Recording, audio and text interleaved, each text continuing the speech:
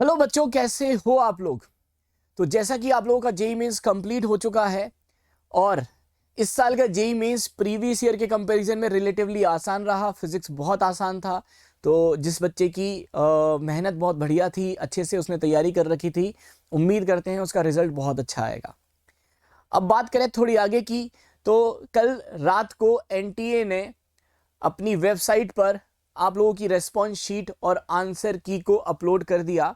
उसी के रिगार्डिंग एक नोटिफिकेशन जारी किया है और उसी को बताने के लिए मैं यहाँ पर आया हूँ। तो जैसे आप देख पा रहे होंगे, यहाँ पर एनटीए की वेबसाइट ओपन है। आप खुद से भी खुद अपने घर पर भी ओपन कर सकते हैं।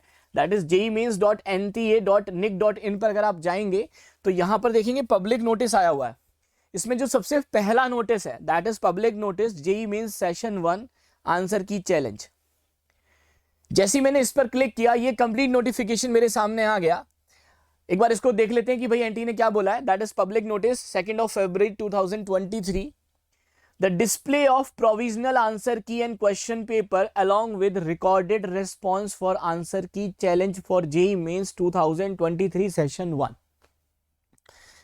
उन्होंने आप लोगों की जो रेस्पॉन्स शीट है और एनटीए ने अपनी आंसर की को अपलोड कर दिया है। और किसी भी बच्चे को अगर एनटीए के आंसर से सेटिस्फेक्शन नहीं है, उसको लग रहा है कि नहीं एनटीए ने जो बोला है वो आंसर नहीं है, आंसर कुछ और होना चाहिए, तो आप उनकी आंसर की को चैलेंज कर सकते हो। उसी के रिगार्डिंग ये नोटिफिकेशन है।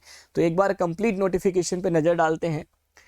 यहाँ पे लिखा हुआ है that JEE mains 2023 session was conducted through the country and abroad. आपको भी पता है जैसे 24 से लेके 31 तक, 1 फरवरी तक ये एग्जाम हुआ था। सीबीटी मोड में हुआ था, that is computer based test.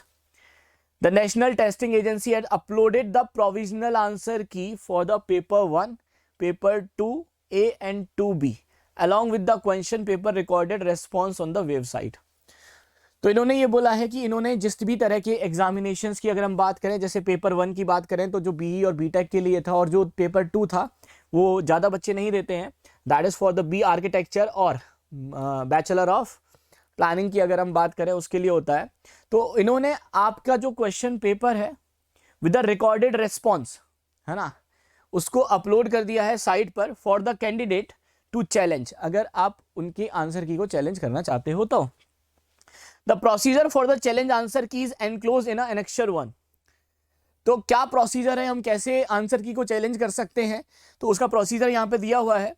The candidate who are not satisfied with answer key may challenge the same by paying a fee of 200 rupees.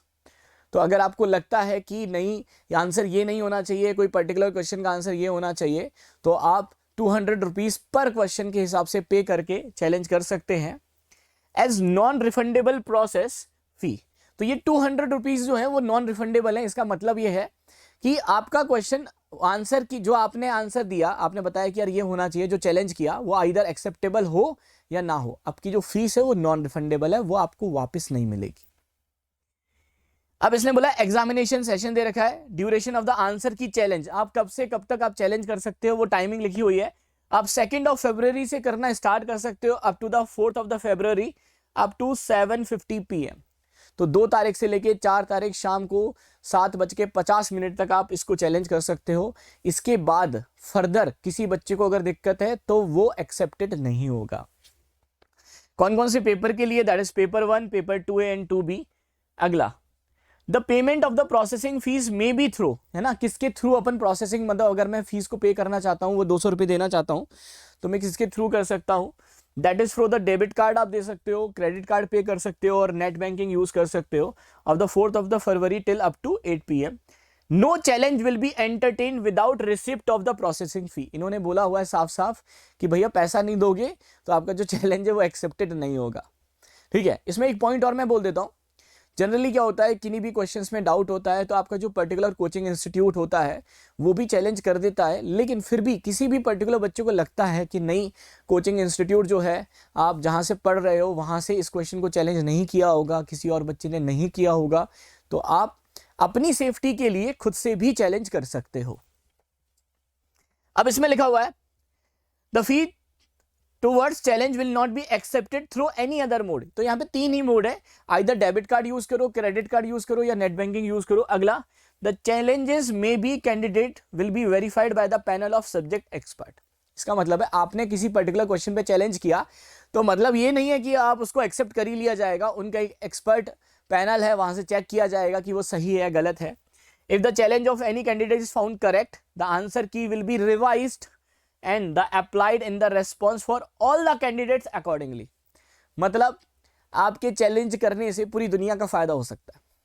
भाई मैंने चैलेंज किया एक पर्टिकुलर क्वेश्चन पे और मान लो मेरा चैलेंज सही हो गया, उन्होंने आंसर की को रिवाइज कर दिया, तो जिस जिस बच्चे ने वो सही आंसर करेक्ट किया होगा, टिक किया होगा, उसको मार्क्स मिल जाएंगे।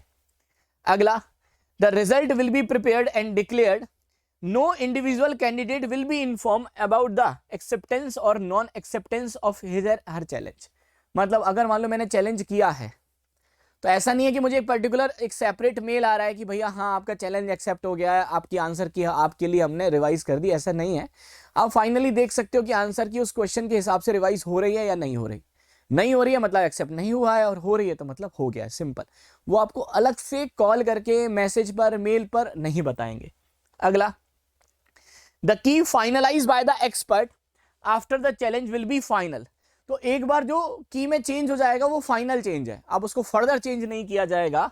And no challenge will be accepted after 4 February. तो 4 फरवरी के बाद किसी भी चैलेंज को एक्सेप्ट नहीं करेंगे, वो लास्ट डेट है। तो कोई भी बच्चा अगर चैलेंज करना चाहता है तो वो 2 तारीख से लेके 4 तारीख शाम के 7:50 तक चैलेंज कर सकता है। अगला, for further clarification related to JEE mains 2023 the candidates may also contact this, ये नंबर आपको दे रखा है और ईमेल दे रखा है। तो अगर इसके अलावा किसी को भी और फर्दर कोई इंक्वायरी जाननी है या कोई प्रॉब्लम है, तो आप जेई के एनटीए पर यहाँ पर मेल भी कर सकते हो, उनको मेल भी पुट ऑन कर सकते हो और इस नंबर पे कांटेक्ट भी कर सकते हो। तो अभी तो सिर्फ इतनी सी इंफॉर्मेशन हमारे पास आई है, तो आप लोग फटाफट अपने आंसर की से अपने आंसर्स मैच कर लो। आपको आइडिया भी लग जाएगा कि एक्चुअली आपके कितने मार्क्स आ रहे हैं। साथ ही आपको ये भी पता चलेगा कि कोई आंसर आपका सही है और एनटी ने उसका गलत आंसर दिया है, तो उसका भी आपको आइडिया लग जाएगा।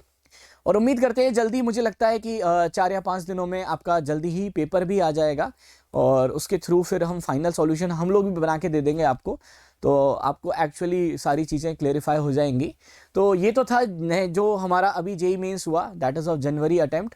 तो आगे की जैसे जैसे इंफॉर्मेशन या कोई नया नोटिस आएगा तो वो आपको कन्वे कर दिया जाएगा।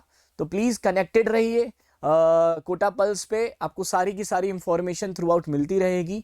जो भी नया नोटिफिकेशन आएगा, इवन अगर किसी भी बच्चे को और कोई डाउट है तो वो कमेंट बॉक्स में उसको पिन आउट कर सकता है या फिर मुझे पर्सनल मैसेज भी कर सकता है, मुझे व्हाट्सएप पे मैसेज कर सकता है, या कोटा पल्स पर भी आप किसी भी कमेंट बॉक्स में अपनी क्वेरी को लिख सकते हैं। हम कोशिश करेंगे कि आपकी प्रॉब्लम को सॉल्व किया जाए और मिलते हैं नेक्स्ट वीडियो में। Thank you so much, bye bye.